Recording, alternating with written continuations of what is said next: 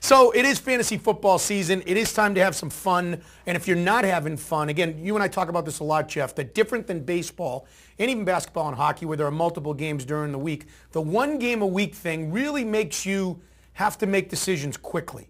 And so let's start with some injuries, which then lead to the questions about decisions. So Michael Vick, of course, and I have him on a fantasy team where I can play two quarterbacks. I always remind people of that. It gets you thinking about things, but he's got a bone bruise in his hand. I'd originally heard it was a broken hand. Is it a broken bone? Is it what's the difference? He had a CAT scan and an X-ray. Is it broken? What's the deal? Well, there's no fracture there. There's a lot of confusion regarding this injury, and basically this is a good opportunity to really discuss the difference between that X-ray and the CT scan. A CT scan takes a much longer time to take, but it's very more detailed. So a lot of times at the stadiums, they don't have CT scans. What they'll do is just a quick X-ray to try to make sure there's no break in the bone. Vic went back after he suffered the injury, had an initial X-ray. It showed nothing. It was no break, so he went back out there. It was still pretty painful for him. He tried to play. But after he proved he could not play, they took him out, went back and got a second X-ray, and that X-ray showed a break, or what they thought was a hairline fracture. However, on Monday, he met with the Philadelphia medical staff. They did a CT scan, which allows you to view the bone on a multiplanar view rather than just a single shot. And they found that there was no fracture there. It was simply a deep bone bruise. And actually what happened in the X-ray that showed to be positive for a fracture, it was actually just a blood vessel in his hand that was causing a shadow on the bone, which was misread as a hairline fracture. It's actually a very common thing to happen, which is why a lot of the teams now use MRIs and the CT scans for bone. Okay, so fantasy questions. As you mention every week, if you don't have a backup quarterback by now, you probably have a problem. But if you don't, who is available on the waiver wire, and what do you do?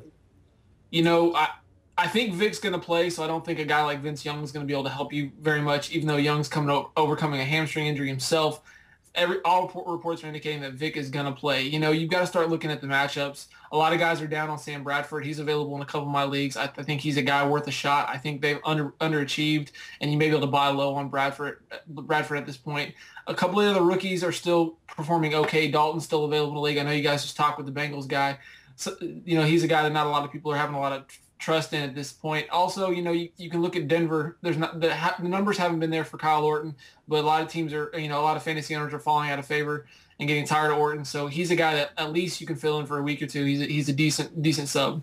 Well, again, knowing the nature of a long season and the nature of a one-week football, guys like Tim Tebow, guys that are out there, do you advise to go pick them up if you can find a roster spot? Because I'm not saying Tebow's going to become Vic, but that's how people got Vic. Last year, he was an afterthought when the season started. Not to a lot of people, but fantasy-wise, he wasn't the uber player. I picked him up off the waiver wire last year.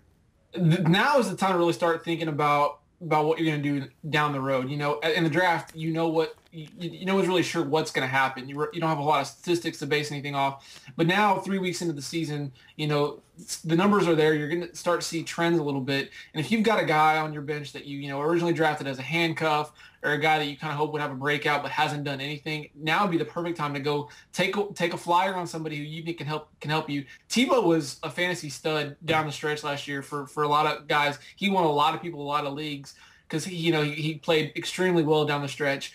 You know, now's the perfect time to bolster your roster, particularly if you're sitting atop the league and have a little bit of flexibility with some of your guys.